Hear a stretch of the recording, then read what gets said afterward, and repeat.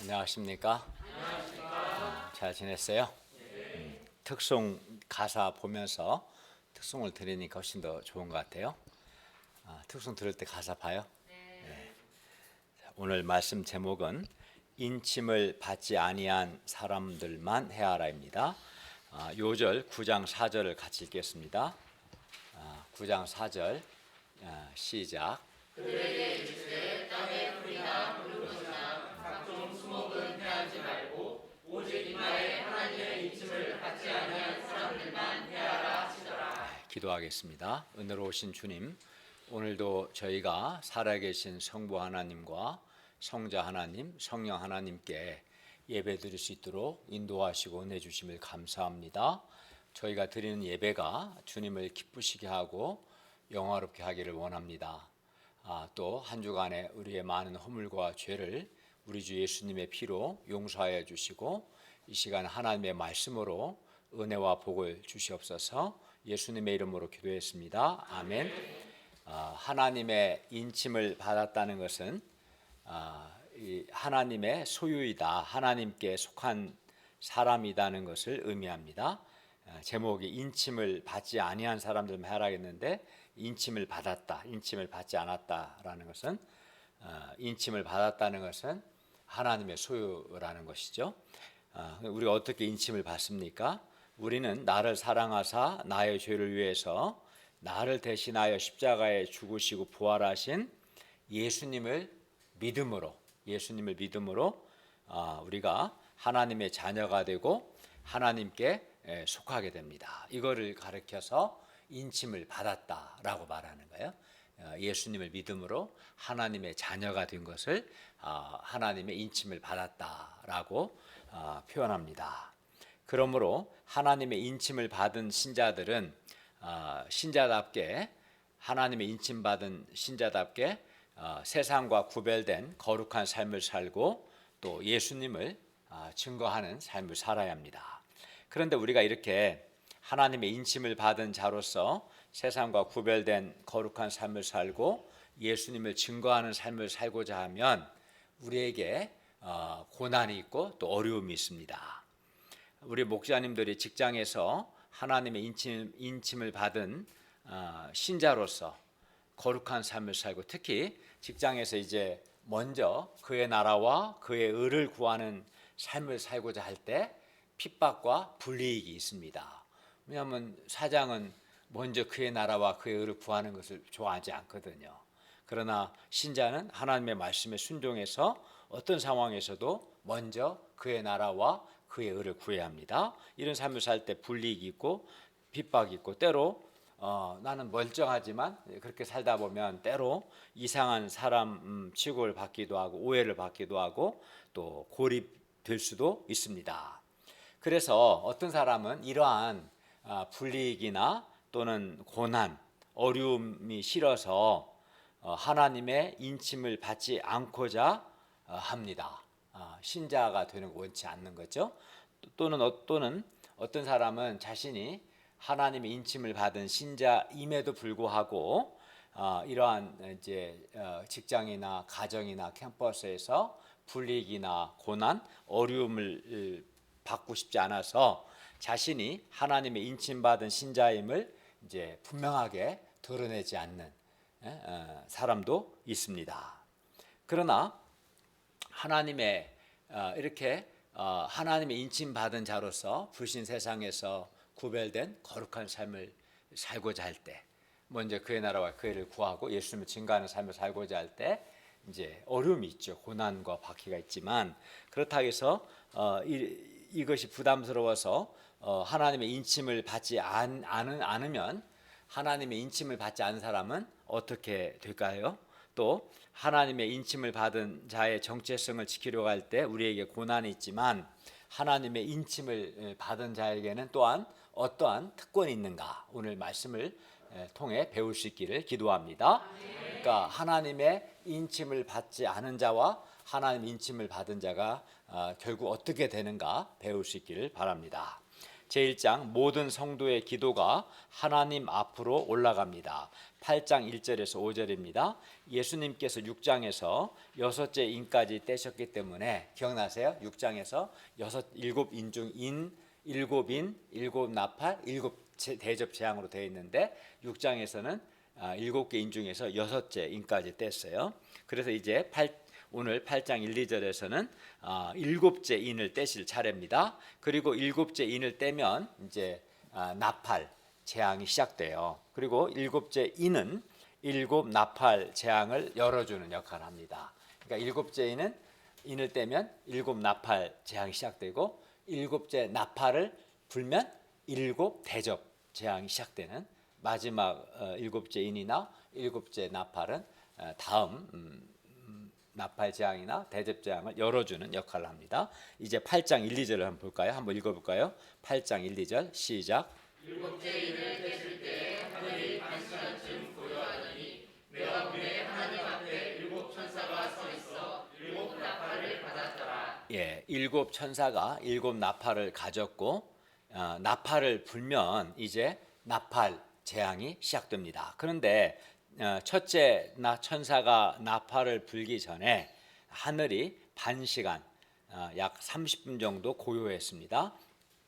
그런데 예루살렘 성전에서 오전 의식에서 향을 피우는 시간이 반시간이었고 30분이죠. 그리고 향은 기도와 관련이 있습니다. 그러므로 이 반시간은 하나님께서 하나님의 백성들의 기도를 듣는 시간이며 동시에 이제 첫째 나팔을 불면 나팔 재앙이 시작되기 때문에 하나님의 나팔 재앙이 시작되기 전 폭풍 전 고요의 시간이라고 할 수 있을 겁니다.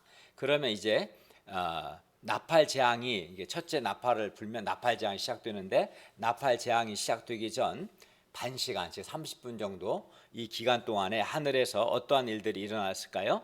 3, 4절을 보십시오. 또 다른 천사가 와서 제단 곁에 서서 금향로를 가지고 여기서 금향로는 향을 분향할 때 쓰는 향을 담은 그릇이겠죠. 금향로를 가지고 많은 향을 받아서 그 향로 안에 많은 향이 있었고요. 근데 이는 모든 성도 기도와 합하여 보좌 앞 금 제단에 드리기 위해서입니다. 여기서 이제 보좌 앞 금 제단에 드린다는 것은 하나님께 드리는 것을 의미해요. 그리고 이 향연은 향을 피우면 연기가 나겠죠. 그 연기가 향연인데 이 향연은 성도들의 기도가 하나님 앞으로 올라가는 것을 시각적으로 보여주는 역할을 하게 됩니다. 그래서 이 향과 기도와 관련이 있는 거죠. 그러니까 향로에다가 향을 담아서 이제 그 향을 피우게 되면 이제 그 향연이 올라갈 거 아니에요. 이것은 이 기도가 성도의 기도와 함께 향연이 하나님께 올라가는 것을 의미합니다. 그래서 향연이 성도의 기도와 함께 천사의 손으로부터 하나님 앞으로 이제 올라갔습니다. 그러면 이렇게 이것은 이제 이 향연이 성도의 기도와 함께 하나님께 올라갔다. 이거는 성도의 기도가 이제 하나님께 올라갔다는 것을 이제 보여주는 건데, 그러면 이 성도의 기도가 하나님 앞으로 올라갔다는 이 사실이 의미하는 바가 무엇입니까? 이거는 하나님께서 성도의 기도가 하나님 앞으로 올라갔다는 것은 하나님께서 성도의 기도를 들으신다라는 거예요. 그리고 하나님께서 성도의 기도를 통해서 일하신다는 것을 의미합니다. 요한계시록이 기록될 당시 신자들은 우리가 계시록 2장과 3장에서 배운 것처럼 많은 고난을 받았습니다. 불신자들에게 조롱과 괴롭힘을 받는 것은 물론이고 예수님께 대한 믿음과 신실함을 지키기 위해서 옥에 갇히기도 하고 또 죽임을 당하기도 하고 또 길드에 가입하지 않아서 경제적인 어려움을 겪기도 했습니다. 그런데 초대교회는 특히 신자들이 당시 정치적인 힘이 있는 것도 아니고 근데 경제적으로 힘이 있었던 것도 아니고 사회적인 지위도 없었어요. 당시 신자들은 화려하기는커녕 대부분의 신자들이 가난했고 또 사회적 약자들이 많았습니다. 오늘날은 뭐 그렇지 않은데 당시에는 그랬습니다. 성도들은 고립되었고 환난과 궁핍 가운데 있었습니다. 인간적으로 의지할 것이 없었어요. 뭐 돈이 많은 것도 아니고 권력 있는 것도 아니고 사회적 지위가 있는 것도 아니고 도와줄 사람이 그렇게 있는 것도 아니었어요. 그러나 이렇게 열악한 인간적인 조건과 환경에도 불구하고 성도들은 신자로서의 정체성을 지켰어요. 신자로서 정체성을 지켰다는 것은 불신적인 세상과 구별된 거룩한 삶을 살았다는 것이고, 그리고 예수님을 증거하는 삶을 살았다는 것입니다. 또 자기를 부인하고 때마다 자기 십자가를 지고 예수님을 따르는 삶을 살았어요. 그러니까 본인들은 여러 고난, 박해, 어려움 가운데 있었고 또 인간적으로도 좋은 환경이 아니었어요. 그런데도 어떻게 이런 열악한 환경 가운데서도 이들이 신자로서의 자기 정체성을 지킬 수 있었을까요? 어떻게 이들이 그런 힘이 없는데, 권력도 없고 돈도 없는데 불신적인 세상에서 거룩한 구별된 삶을 살고 또 예수님을 증거하고 자기 부인하고 자기 십자가 지고 예수님을 따르는 이런 삶을 어떻게 살 수 있었을까요? 그 비결이 무엇입니까? 이는 그들이 하나님께 기도했기 때문입니다. 그들은 열악한 환경이었고 인간적으로 의지할 것이 하나도 없었음에도 불구하고 그들은 하나님께 기도를 했기 때문에 하나님의 도우심을 받아서 신자의 정체성을 지킬 수 있었습니다. 기도가 뭡니까? 기도는 내가 하나님을 의지하는 거예요. 하나님께 기도함으로 하나님을 의지하는 것이고, 기도한다는 것은 모든 것을 하나님 편에서 바라보고 또 하나님 편에서 소화하려고 애쓰는 영적인 투쟁입니다. 그리하여 이러한 그들의 기도가 그들이 믿음의 삶을 살 수 있도록 그들의 삶을, 너무 커요 소리가, 그들의 삶을 지탱해 주었습니다. 그들이 이렇게 기도했기 때문에 그들은 하나님의 도우심을 받았고 그들은 무너지지 않을 수 있었습니다. 그들은 기도했기 때문에 여러 어려움들을 견디고 도리어 이기고 계속해서 믿음의 길을 갈 수 있었습니다. 그러니까 그들이 예수님을 믿는 신자로서 정체성을 지키려고 했을 때 많은 불이익과 고립과 박해가 있었고 또 그들 자신도 별로 돈도 없고 권력도 없고 사회적 지위도 없었지만 그들이 살아계신 하나님께 때마다 기도했기 때문에 하나님의 도우심을 받아서 신자로서의 정체성을 지키고 오히려 믿음의 길을 갈 수 있었습니다. 그렇기 때문에 기도는 신자의 가장 강력한 영적인 무기입니다. 그래서 이런 말이 있어요. 사탄은 가장 약한 성도라도 무릎 꿇고 기도할 때 두려워 떤다. 이런 말이 있습니다. 우리 인생의 가장 큰 복 중에 하나가 우리가 이 세상을 살아가는 동안 우리가 하나님께 기도할 수 있다는 겁니다. 기도할 수 있는 게 복이죠. 그렇기 때문에 우리가 이 기도할 수 있는 특권을 잘 사용할 수 있기를 바랍니다. 그런데 우리는 나의 기도가 하나님께 올라간다라는 확신이 없을 때가 있어요. 어떤 때는 내가 막 기도하지만 허공에다가 기도하는 것 같기도 하고 또 어떤 때는 나 혼자 독백하는 것처럼 느껴지기도 합니다. 그러나 사절을 보면 성도의 기도가 하나님께 올라간다는 것을 알 수 있습니다. 모든 성도의 기도가 하나님께 올라갑니다. 이 말은 하나님께서 우리의 기도를 들으신다는 것입니다. 그러므로 우리는 내 기도가 하나님께 올라간다는 이 확신을 갖고 기도해야 합니다. 우리가 최근 우리 동현 목자님 가정 그 전세 계약 변경을 위해서 간절히 기도했을 때 하나님께서 우리의 기도를 들으시고 이 문제를 해결해 주셨습니다. 돈으로 해결한 것도 아니고 무슨 권력을 가진 사람을 통해서 해결한 거 아니었죠. 하나님께서 도와주셨어요. 이렇게 우리의 기도가 하나님께 올라갑니다. 하나님께서 우리의 기도를 들으십니다. 그러므로 우리가 기도할 때 내가 하는 이 기도가 하나님 앞으로 올라간다라는 확신을 가질 수 있기를 기도합니다. 하나님은 뿐만 아니라 성도들의 기도를 통해서 일하십니다. 5절을 보십시오. 천사가 향로를 가지고 제단에 불을 담아다가 땅에 쏟음에 우레와 음성과 번개와 지진이 나더라. 여기서 천사가 제단에 불을 땅에 쏟는 행위는 하나님의 심판에 대한 상징적인 행위입니다. 그리고 이는 일곱 나팔 재앙이 시작되는데 이 일곱 나팔 재앙이 성도들의 기도에 대한 하나님의 응답이라는 것을 의미합니다. 그러니까 나팔 재앙이 먼저 성도들의 기도가 있었고 하나님이 성도의 기도를 들으시고 성도들의 기도에 대한 응답으로서 나팔 재앙이 시작된다는 것을 의미합니다. 그리고 우레, 음성, 번개, 지진은 하나님의 현현, 즉 나타나심과 하나님의 심판과 하나님의 승리를 알리는 요한계시록에서 반복되는 주제 음악과 같습니다. 이상에서 우리는 우리의 기도가 하나님께 올라간다. 하나님께서 우리 기도를 들으신다. 우리의 기도에 응답하신다는 것을 배웠습니다.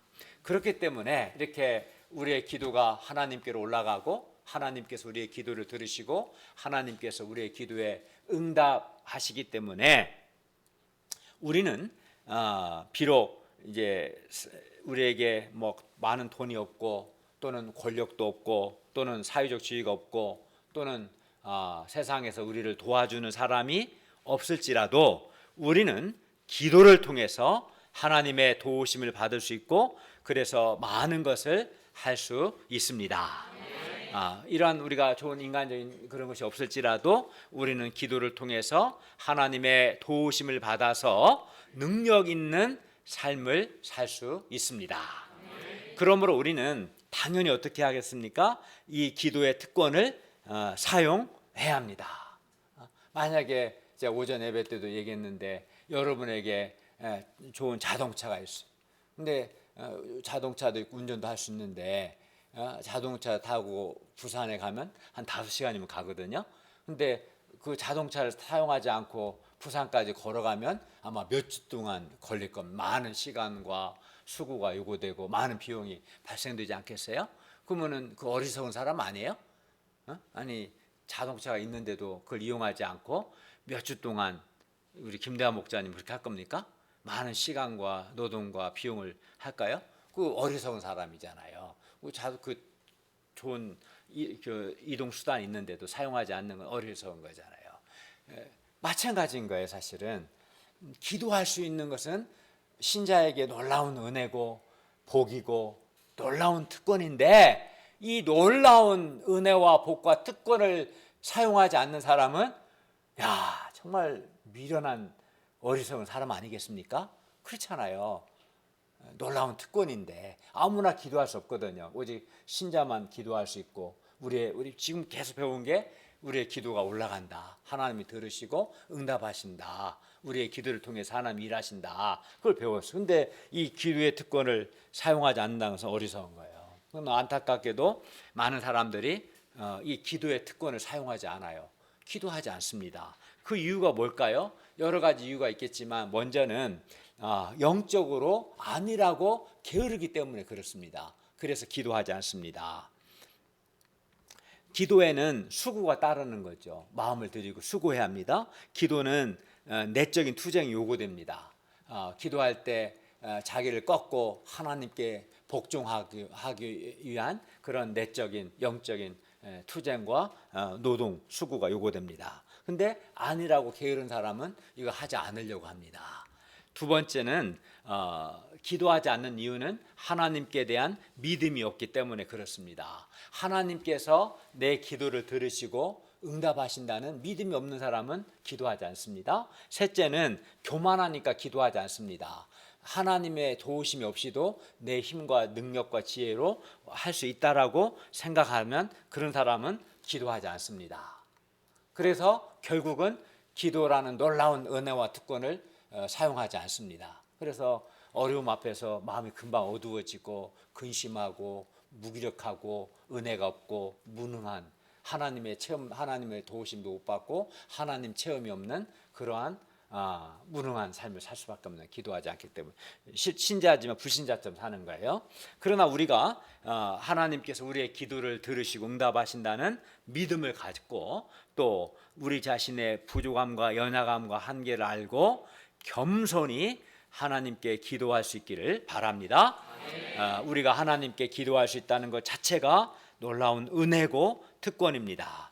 그리고 이 기도할 수 있는 은혜와 특권을 잘 사용하는 사람은 어려움 앞에서도 기도하기 때문에 마음이 어두워지지 않고 밝을 수 있습니다. 또 기도하는 사람은 살아계신 하나님을 체험할 수가 있고요. 기도하는 사람은 하나님의 도우심을 받기 때문에 능력 있는 삶을 살고 풍성한 삶을 살 수 있습니다.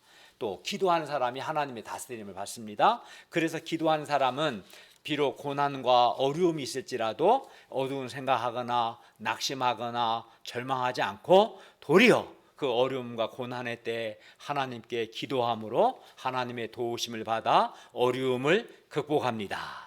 또한 기도를 통해서 신자로서의 자기 정체성을 지키고 불신 세상에서 구별된 거룩한 삶, 예수님을 증거하는 삶을 살 수 있습니다.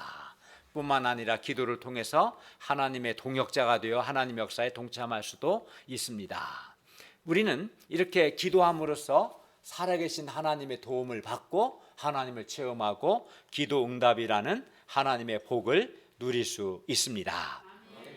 그러므로 우리가 어떤 상황에서도 염려하거나 불안해하거나 두려워하거나 낙심하거나 어두운 생각할 것이 아니라 하나님께 기도할 수 있기를 바랍니다.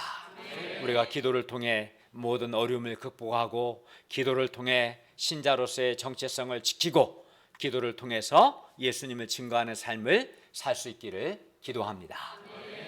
그래서 기도하지 않는 그런 안일하고 게으른 불신앙과 교만에, 기도하지 않는 것이 안일과 게으름이고 불신의 표현이고 교만한 거예요. 이 기도하지 않는 죄를 회개하고 새벽부터 때마다 정말 하나님께 기도하는 이 은혜와 축복을, 특권을 잘 사용할 수 있기를 바랍니다. 제2장 땅에 사는 자들에게 화가 있습니다. 8장 6절에서 9장 21절 말씀입니다. 6절을 보십시오. 7 나팔을 가진 7 천사가 이제 나팔을 불기를 준비했습니다. 구약 성경에서 나팔은 여러 용도로 사용되었는데 오늘 본문에서는 하나님의 종말론적 심판과 구원을 알리기 위해 나팔이 사용됩니다. 그리하여 하나님의 나팔 소리가 예수 믿는 우리에게는 하나님의 구원과 승리를 알리는 소리지만 믿지 않는 자들에게는 하나님의 진노와 심판을 알리는 소리입니다. 7절을 보십시오. 이제 첫째 천사가 나팔을 부니 피 섞인 우박과 불이 나와서 땅에 쏟아지매, 그러니까 첫째 나팔은 뭡니까? 핵심은 피 섞인 우박과 불이고요. 대상은 땅입니다. 땅에 쏟아지고 그러자 땅의 3분의 1이 타버리고 수목의 3분의 1도 타버리고 각종 푸른 풀도 타버렸어요. 왜냐하면 우박과 불이 땅에 떨어지니까 타지 않겠어요? 8, 9절을 보십시오. 둘째 천사가 나팔을 부니 둘째 나팔 재앙의 핵심은 불 붙는 큰 산과 같은 것인데 이것이 바다에 던져집니다. 그러니까 대상은 바다죠. 그래서 바다의 3분의 1이 피가 되고 바다 가운데 생명 가진 피조물들의 3분의 1이 죽고 배들의 3분의 1이 깨졌습니다.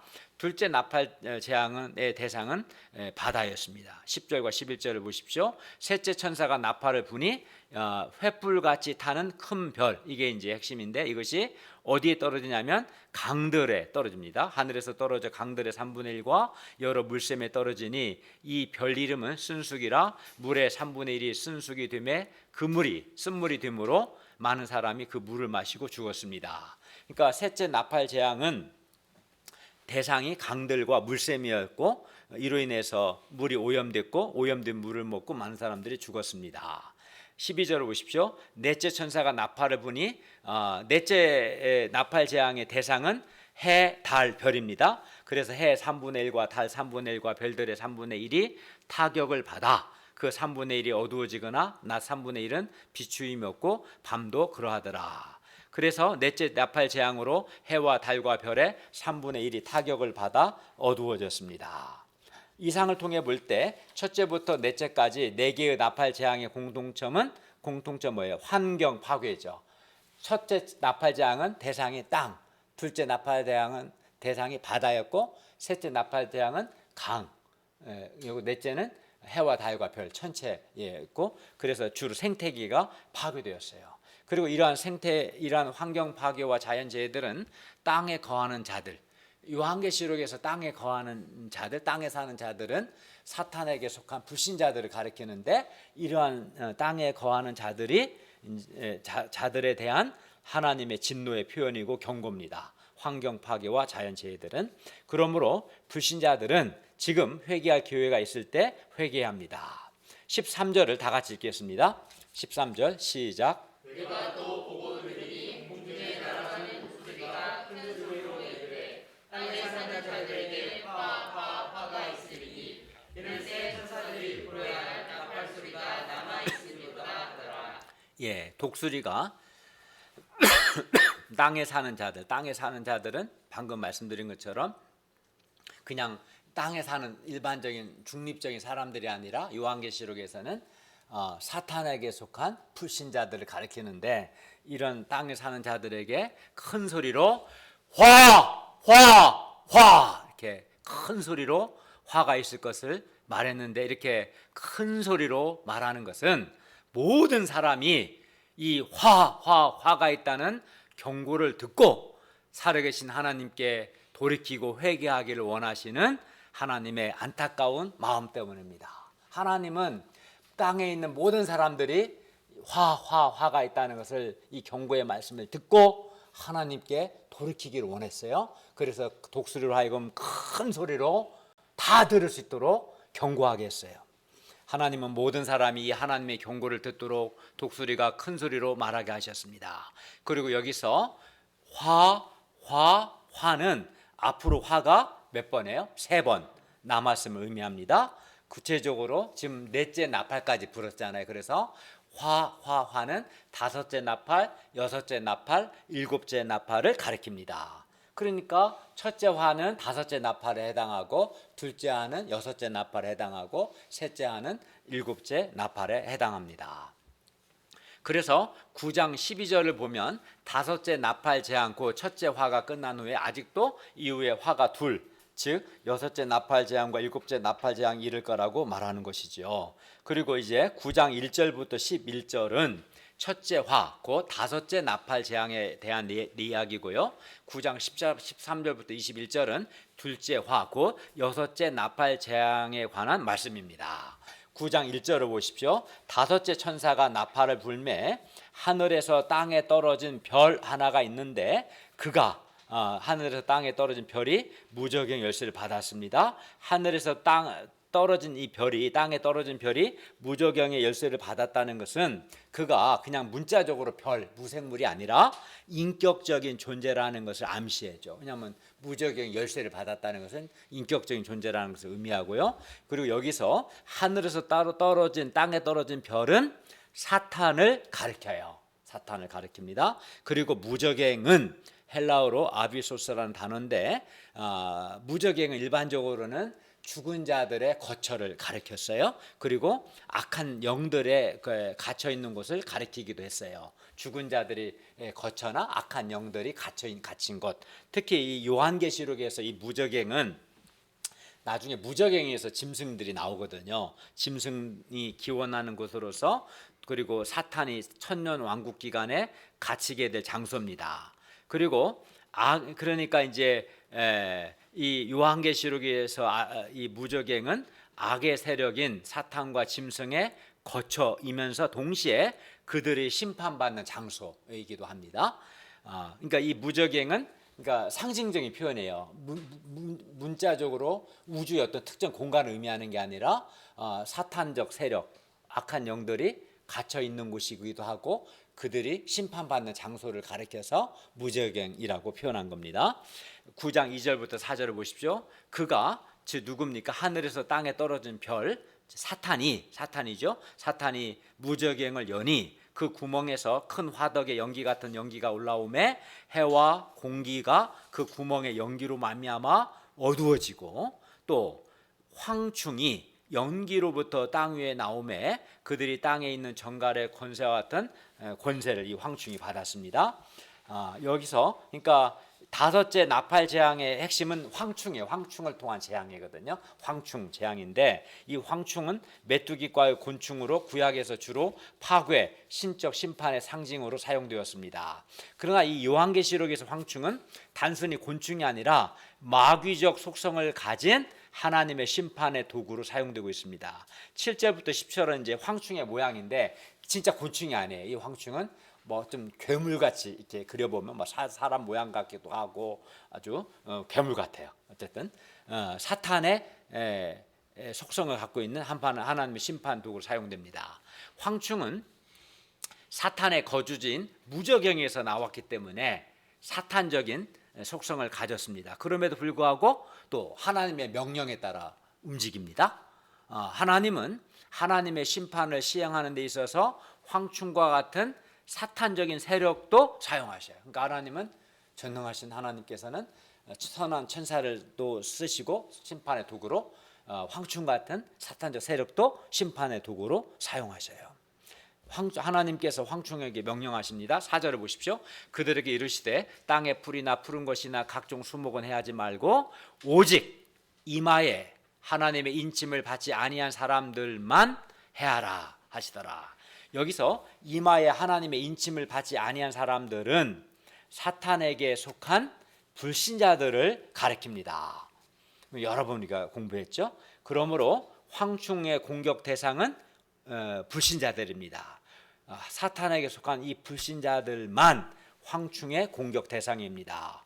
하나님의 인침을 받은 우리 하나님의 자녀들, 신자들은 결코 황충의 공격 대상이 아닙니다. 하나님의 진노와 심판의 대상이 아닌 것이죠. 5절부터 10절은 황충을 통한 하나님의 심판이 얼마나 고통스러운가 가르쳐 줍니다. 5절을 보십시오. 하나님은 황충이 이마에 하나님의 인침을 받지 아니한 사람들을 죽이지는 못하게 하시고 5달 동안 괴롭게만 하시는데 그 괴롭게 함은 전갈이 사람을 쏠 때의 괴롭게 함과 같습니다. 즉 몹시 괴롭다는 뜻입니다. 그리고 여기서 5달은 황충의 일반적인 수명을 가리킵니다. 그러므로 황충의 전 생애를 걸쳐서 하나님의 인침을 받지 아니한 사람들에게 가혹한 심판을 수행한다는 뜻입니다. 6절을 보십시오. 그날에는 사람들이 너무 고통스러워서 죽기를 구하여도 죽지 못하고 죽고 싶으나 죽음이 그들을 피합니다. 그만큼 죽고 싶을 만큼 하나님의 심판이 무섭고 고통스럽다는 뜻입니다. 그렇기 때문에 우리는 하나님의 심판을 가볍게 생각하면 안 되는 거예요. 무섭습니다. 고통스럽습니다.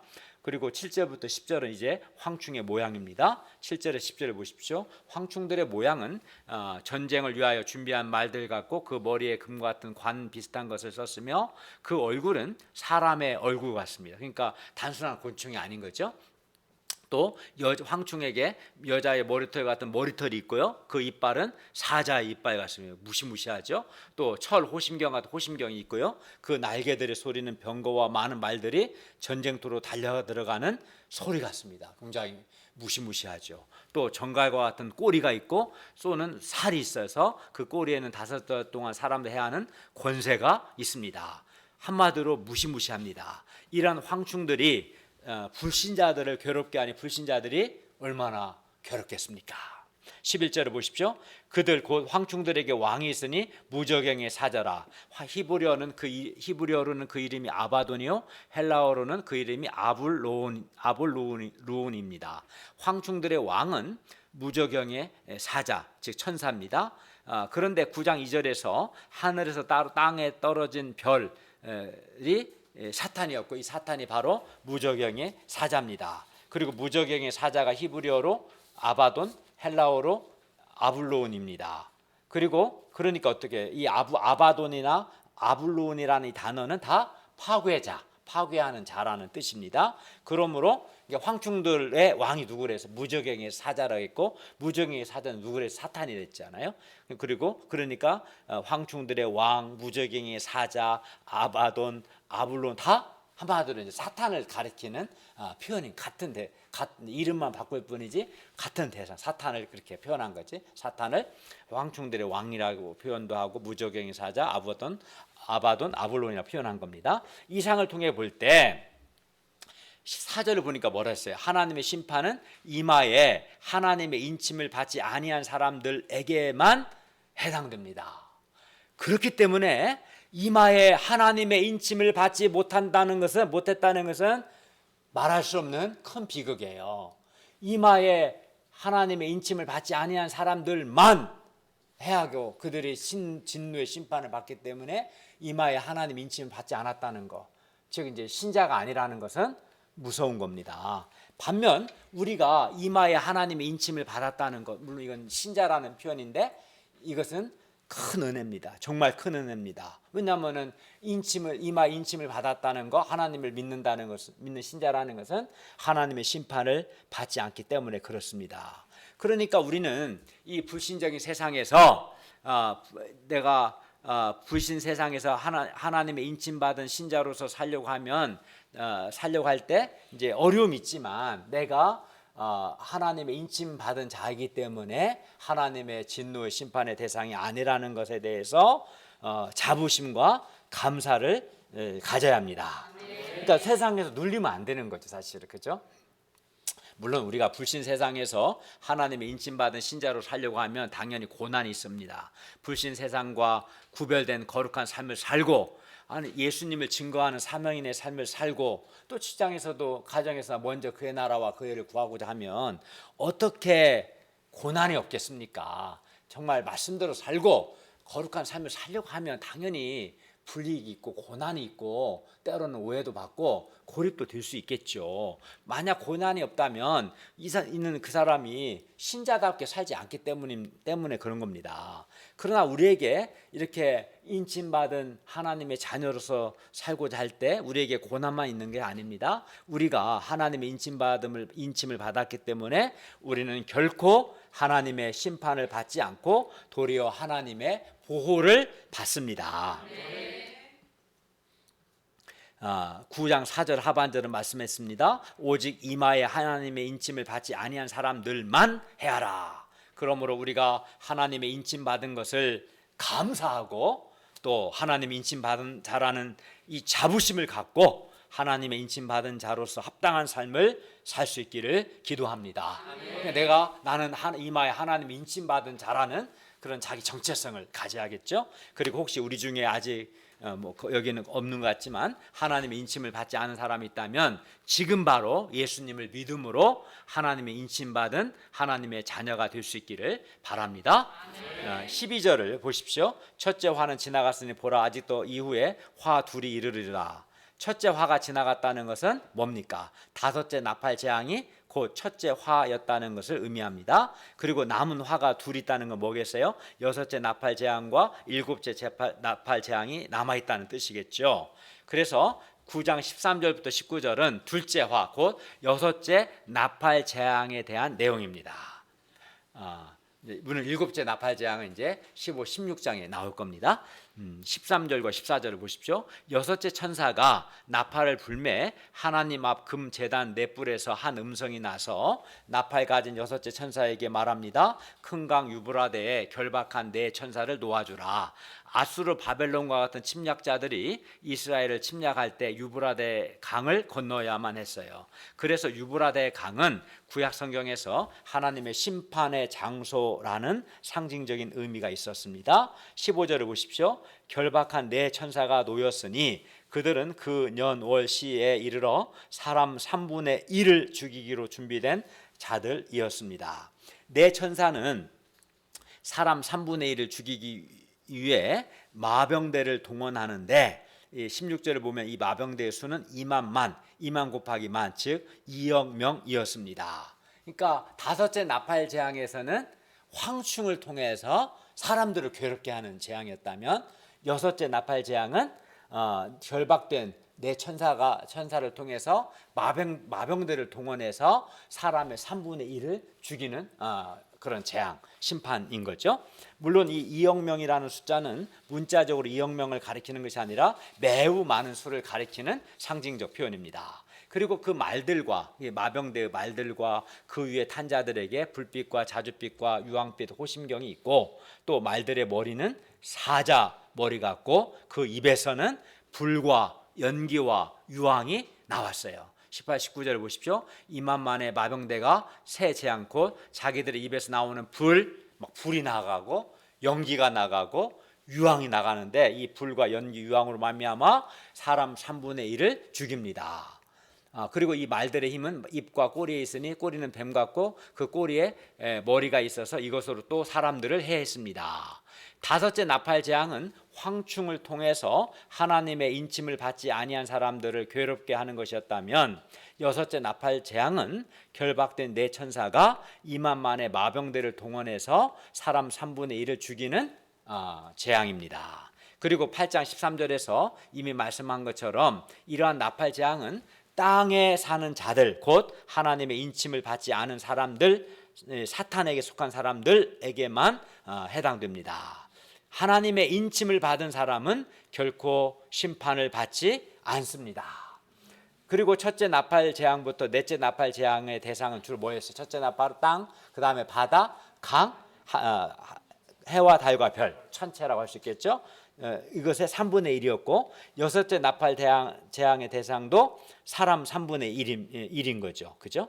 하나님께 이렇게 3분의 2는 남겨두고 3분의 1만 심판하시는 것은 땅에 거하는 자들, 곧 아직 하나님 인침을 받지 않은 사람들이 회개하기를 원하시기 때문입니다. 회개하도록. 그렇지 않다면 처음부터 막 전체를 다 심판할 수 있었는데 3분의 1만 심판하시고 3분의 2는 내버려 두신 것은 그 남은 3분의 2가 회개하기를 원하신 거예요. 그만큼 하나님은 오래 참고 자비로우신 분이십니다. 하나님은 모든 사람이 회개하고 구원받기를 원하십니다. 그러므로 땅에 거하는 자들은 속히 회개합니다. 그러니까 하나님의 3분의 2가 나는 이번에 심판 안 받은 거 보니까 심판이 없네, 이렇게 생각하면 안 되고, 그들이 회개할 수 있도록 이번에 하나님 나를 오래 참으셨구나, 이렇게 이제 생각을 해야겠죠. 그러나 안타깝게도 땅에 거하는 사람들이 회개하지 않았어요. 20절과 21절을 보십시오. 이 재앙에 죽지 않고, 그러니까 3분의 1이 괴롭힘을 받거나 3분의 1이 죽었잖아요. 다섯째 나팔 재앙, 여섯째 나팔 재앙을 통해서. 근데도 죽지 않고 남은 사람들은, 이 3분의 2에 해당한 사람들이 손으로 행한 일을 회개하지 아니하고 오히려 귀신과 보거나 듣거나 다니거나 하지 못하는 금과 은과 동과 목석의 우상, 그러니까 귀신과 우상에게 절하고, 또 살인과 복술, 음행, 도둑질, 이 악한 행위들을 회개하지 않았어요. 회개하라고 하나님이 남겨주신 건데 회개하지 않았어요. 그럼 왜 이 여섯째 나팔 재앙에 죽지 않고 남은 사람들이 왜 회개하지 않고 도리어 우상 숭배를 하고 계속해서 악을 행하는 걸까요? 하나님은 그들 회개할 수 있도록 다 한 번에 심판하지 않고 3분의 1만 심판하고 3분의 1 남겨주신, 왜 그랬을까요? 이는 그들이 자신들이 내가 하나님을 섬기지 않고 귀신을 섬기고 우상에 절하는 자기들이, 또 여러 악행을 행하는 자기들이 하나님 앞에 죄인이라는 것과, 그리고 이 모든 재앙들, 가령 다섯째 나팔 재앙이든 여섯째 나팔 재앙이든 이 재앙들이 하나님으로부터 온 것이라고 생각하지 않기 때문에 그렇습니다. 지금도 그런 것 같아요. 지금도 사람들은 우리가 회개하려면 내가 하나님 앞에 죄인이라는 것을 깨달아야 하고 인정해야 하거든요. 나의 불신이 죄고, 교만이 죄고, 음행이 죄고, 내가 죄인이라는 것을 인정을 해야 회개하지 않겠습니까? 그리고 여러 재앙이나, 또 우리는 재앙은 안 받고 하나님의 사랑의 징계는 받을 수 있겠죠. 징계가 결국은 하나님께로부터 왔고 하나님이 나를 회개하도록 하는 하나의 도구다, 이렇게 생각을 해야 사람들 회개를 하는데, 회개하지 않는 사람들은 자기가 하나님 앞에 죄인이라는 것을 인정하지 않고, 또는 이런 재앙이나 징계가 하나님께로부터 왔다고 생각하지 않기 때문에 지금도 사람들이 회개하려고 하지 않고 여전히 악을 행하는 겁니다. 그리고 또 설령 내가 죄인이고 하나님께로부터 이런 재앙이나 징계가 왔다고 생각을 해도 마음이 또 완악한 사람은, 마음 완악하면 고의적이거든요. 완악하면 또 알고도 회개하지 않는. 그러니까 회개하지 않는 것은 이런 세 가지 정도 이유가 있어요. 우리 다윗은 회개하겠죠? 네. 예, 그게 끄떡끄떡했는데, 그러니까 우리가 회개하려면 하나님 앞에 내가 죄인이라는 걸 인정하고 이런 징계나 재앙이 하나님께로 왔고 회개하기 원하신다, 받아들여야겠죠. 그런데 어쨌든 이렇게 이들은 회개하지 않았어요. 근데 그럼 어떻게 될까요? 회개하지 않으면 반드시 하나님의 심판을 받습니다. 불못에 던져져서 세세토록 밤낮으로 괴로움을 받습니다. 그러므로 아직 하나님의 인침을 받지 않은 자들은 미루지 말고 지금 회개할 기회가 있을 때 즉시 회개해야 합니다. 결론입니다. 우리의 모든 기도가 하나님께로 올라갑니다. 하나님께서 우리의 기도를 들으시고 우리의 기도에 응답하시고 우리의 기도를 통해서 하나님께서 일하십니다. 그러므로 우리가 하나님께서 우리의 기도를 들으시고 응답하신다는 확신을 가지고 기도의 수고를 감당함으로 모든 내적 외적인 어려움들을 극복하고 또 그러니까 기도가 놀라운 특권이죠. 기도의 특권을 사용해서 많은 어려움들을 이겨낼 뿐만 아니라 또 기도를 해야 하나님의 도우심을 받아서 신자의 정체성을 지킬 수가 있어요. 세상과 구별된 거룩한 삶을 살 수 있는 내적인 소원과 힘을 덧입을 수 있고 또 예수님을 증거하는 삶도 살 수 있습니다. 그렇기 때문에 우리가 이 기도의 특권을 잘 사용하고 기도에 힘쓸 수 있기를 바랍니다. 다음으로 이 세 화는, 이 하나님의 심판은 땅에 사는 자들 곧 하나님의 인침을 받지 않은 사람들에게만 해당됩니다. 그렇기 때문에 우리가 생각해 보십시오. 뭐가 가장 큰 축복입니까? 돈 많이 버는 게 축복입니까? 세상에서 성공하고 출세하는 축복입니까? 진짜 축복은, 진짜 은혜고 진짜 은혜와 복은 뭡니까? 우리가 하나님의 인침을 받았다는 거예요. 하나님 예수 믿고 하나님의 자녀가 되었다는 거죠. 왜냐하면 하나님 인침 받은 자는 심판을 받지 않기 때문에 그렇습니다. 그렇기 때문에 우리가 하나님의 인침 받았다는 것이 얼마나 놀라운 은혜고 복이고 축복입니까? 그러므로 우리가 하나님의 인침을 받은 것에 대한 감사, 자부심을 가지고 하나님의 인침 받은 자로서 감사함으로 세상과 구별된 거룩한 삶을 살고 또 아직 회개치 않은 자들에게 예수님을 증거하는 삶을 살고 또 자기를 부인하고 자기 십자가를 지고 예수님을 따르는 삶을 살 수 있기를 기도합니다. 기도하겠습니다. 은혜로우신 주님, 오늘 말씀을 통해서 우리의 기도가 하나님 앞으로 올라간다, 하나님께서 우리의 기도를 들으시고 응답하신다, 우리의 기도를 통해 일하신다는 것을 가르쳐 주셔서 감사합니다. 우리가 이 기도의 놀라운 특권을 사용해서 우리가 하나님의 도우심을 받아서 능력 있는 삶을 살고 많은 일들을 행하고 신자의 정체성을 지킬 수 있도록 또 하나님의 기도 응답과 복을 받을 수 있도록 도와주십시오. 그리고 참 이 인침을 받지 않은 자들만 심판을 받게 되는데 인침 받은 것이 얼마나 큰 은혜고 감사한 것인가 깨닫고 감사함으로 우리가 신자의 정체성을 지키고 예수님을 증거하고 말씀대로 살게 하여 주시옵소서. 예수님의 이름으로 기도하였습니다. 아멘.